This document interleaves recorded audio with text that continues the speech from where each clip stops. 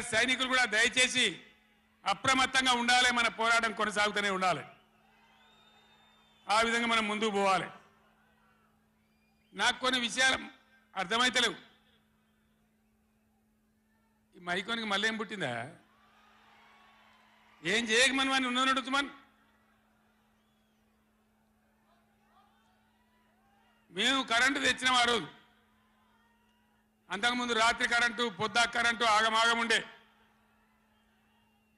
Government వచ్చిన తర్వాత, TRS government వచ్చిన తర్వాత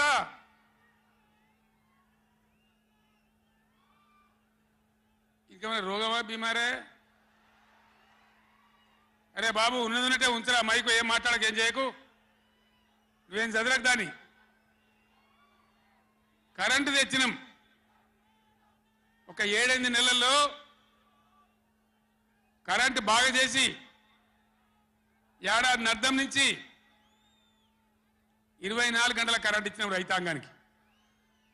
మీరందరూ సంతోషంగా నడింట్లో పడుకొని పంటలు పండించారు. పాములు గర్వంగా, తేలు గర్వంగా బాయిల కాడికి పోలే.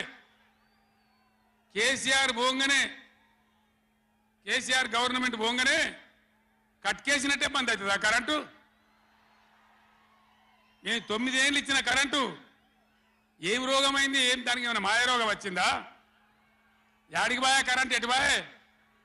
దద్దమ్మల రాజ్యం ఉంటే గట్లనే ఉంటుంది. చాతగాని చవటల రాజ్యం ఉంటే గట్లనే ఉంటుంది. వాళ్ళు ఉన్నంత మాత్రాన మనం నర్వస్ కావద్దు.